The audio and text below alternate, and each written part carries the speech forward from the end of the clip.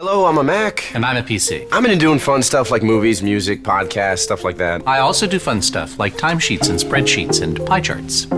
Okay, For well over 15 years, I've believed in the Mac. I know, I sound like the first scene of The Godfather, but hear me out. Bought my first MacBook Pro in 2009 when I decided to do YouTube seriously, upgraded in 2012 when the Retina Display was just irresistible.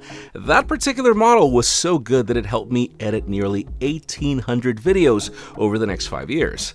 That said, I will admit that I did fully commit to switch after Microsoft reached out to get me to try a Dell that was double the price along with Premiere Pro, but that didn't last.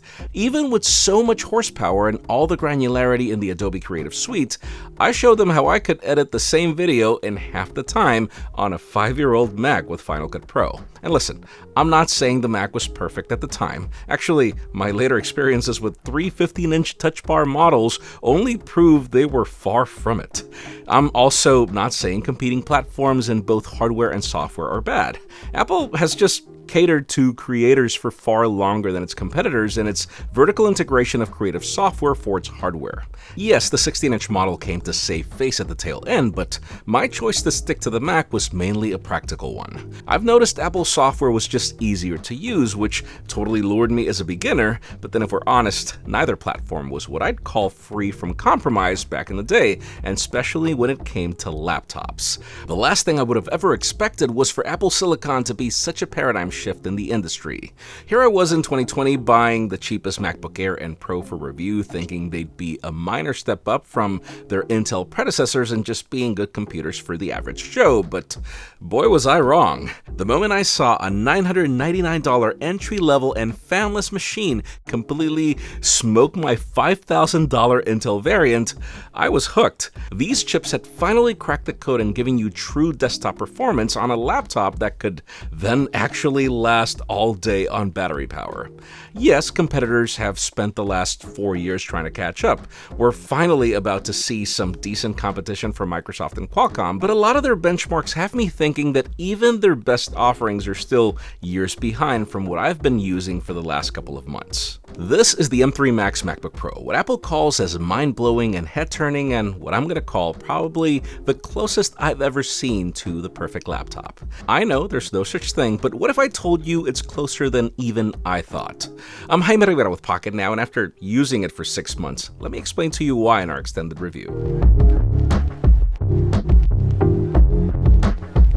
Ever since the dawn of the laptop, I think the priorities haven't changed. Even Steve Jobs once said the dream was to get desktop-level performance in a portable notebook. It was about performance per watt, because that was what was going to let us get these things into notebooks. We want thin, light, powerful, great battery life, and heck, if they could also make all that on a sexy machine, even better.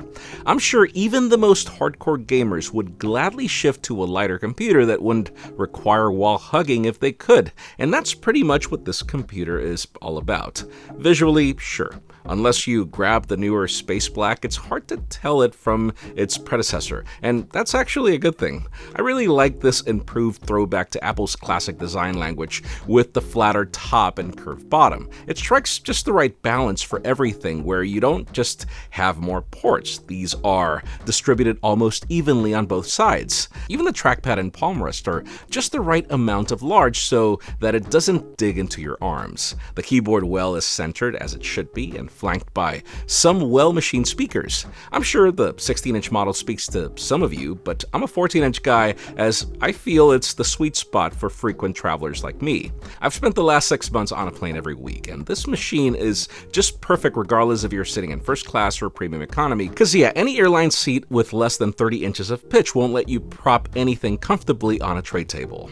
One of the things that I like most is that ever since this design was introduced, size no longer determines the specs. If you're like me and prefer a more compact device, aside from obviously getting a bit of a smaller power pack, everything else can be configured the same. My review unit is actually pretty maxed out, with an M3 Max that sports a 16-core CPU, 30-core GPU, and then is matched with an insane 96 gigs of RAM and 4 terabytes of storage, along with all the typical bits of connectivity and a fast charger in the box that connects through the coolest color of a MagSafe cable. Yes, I know this pretty much amounts to about $5,000 in this computer, but if my experience with the M1 Pro I bought 2 years ago is any indication, most people are fine with the base models. Keep in mind though that Apple seems to want to separate the Pro from the Macs a lot more this year, which is the reason I picked it, with this M3 Max having some added perks for creators like me. For example, even if all variants of the MacBook Pro include a media engine, the Max is the only chip in the portable lineup that offers double the video encode and ProRes encode decode engines. It's the reason why I made a full shift to H.265 10-bit video, as it's of higher bitrate and quality, all while being more efficient in file size, but which wouldn't be handled well by any Intel computer. The result is a machine that literally handles all my video edits without a stutter, even with all my graphics plugins, all while running all applications in the background, and without the slightest ounce of heat while on my lap. Obviously, coming from an M1 Pro has only helped me see this computer cut my export times in half or faster, which is pretty insane. But then there's the fact that this M3 Max also follows on the A17 Pro support for hardware-accelerated ray tracing. Sure, the Mac has never been famous for hardcore gaming in the past, but that changes here. I'll admit I wasn't much of a computer gamer before, since I couldn't have the best of both worlds, but I've spent the last couple of months traveling with my Backbone PS5 iPhone controller, given how compact it is, and which works perfectly through USB-C on the Mac. It's just crazy to see this computer blaze through Resident Evil 4 without a single jitter, and all while not closing any of the apps I'm running, which includes Final Cut Pro. That said, yes, this is the one and only case where you will hear the fans, which, hey, are there for sustained loads like these anyways. Obviously, the main reason there's a huge tax on the hardware is because this is not just an average display. Apple's Mini LED Liquid Retina XDR is pushing way more pixels at 120Hz than your standard gaming computer. It's still class-leading in color accuracy, and even if there are a ton of OLEDs that try to compete, very few, if any, are pushing the sustained 1000 nits of brightness this computer provides that can go to 1600 nits at peak. This matched with probably the best 6-speaker system I've heard on a computer of this size, and yeah, the experience is pretty wild. Found myself drifting more to the matte black variant, as 6 months later, I think the experience has far exceeded my expectations. In my typical fashion, I strap a moth invisible stand to prop it up, and have used this computer to edit absolutely every single one of my videos, and that's mostly while traveling. Battery life on this machine is just as epic as before, giving me peace of mind regardless of where I'm at. It's also helped me address most of the complaints that I had with my previous M1 Pro. I noticed all M1 variants really struggled with how they handled SSDs, to the point where I stopped editing videos out of them. That's no longer the case here, regardless if I'm using Samsung's T7 that's half the speed of my new Samsung T9. And sure, each USB-C port is Thunderbolt 4 capable, but I haven't felt the need to pay more for those extra speeds. I even noticed these new machines have 0 bugs with external displays, which wasn't really my experience with the old M1 Pro. 0 complaints there, even if, disclaimer, my testing has been mostly on a single external display, even if, sure, that's the reason why you want to go Max as well, as it supports more displays. But fine, I know you're waiting for it. Yes, there's no such thing as a perfect product, and sure, there are a few things I wish were better, but I don't blame you if you think I'm nitpicking. Oddly, the first is that I don't know why, but this computer is more prone to smudges on the keyboard than I'm used to.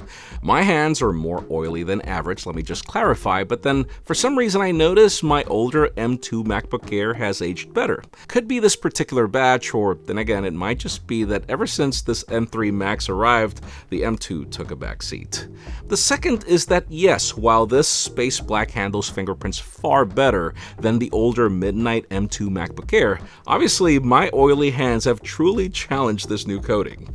I do feel the best finish for most people is silver, even if yes, it'll be hard for you to show off that you have the new machine if you don't pick the new Halo color. Third is that I do wish the notch on the display had more functionality. I think all of us are just waiting for Face ID to reach the Mac, because otherwise, its existence continues to be debatable. Fourth is the power adapter, mainly because I think this design is nearly, 10 years old? If we could just get that MacBook Air dual charger design approach, which doesn't fall off airline seat chargers, and I'll be a happy camper for sure. Last but not least, let me just clarify that while I'll probably remain a 14-inch user until my grave, this model isn't the best at battery life when compared to its siblings. I still walked in knowing this, but as apps continue to get more complex and demanding, yeah, I can tell video editing taxes this machine quite a bit more than the previous iteration. For any of you true road warriors, I'd go for either the base M3 MacBook Pro or for the larger 16-inch model, which both offer up to 22 hours versus 18 on the one that I picked. To conclude, what can I say? I do believe that Apple has created what for many could be the perfect laptop. This 14-inch model is compact for travel, but then offers the insane battery life that no other computer with this amount of sustained power is able to provide. It has all the graphics chops to be the only video editing machine you need, but then is probably the best looking gaming machine I've ever seen. Most important, even if Microsoft made all this fanfare about the required NPU for their new Copilot Plus PCs that are coming soon, all I'm gonna say is welcome to 2020.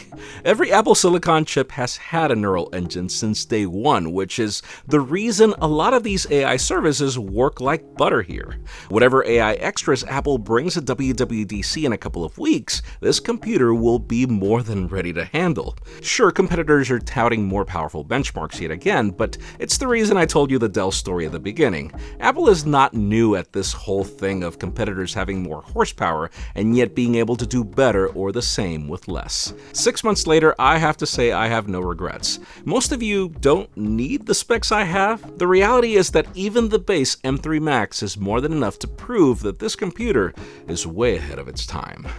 Let me know if you agree with my assessment in the comments down below, and while you're at it, follow us on social media and subscribe to our channel for more videos like this one. You can also follow me on my personal handles to see me geek out over a laptop. Please give this video a thumbs up if you like what you saw. I'm Jaime Rivera, thanks so much for watching. We'll see you on the next one.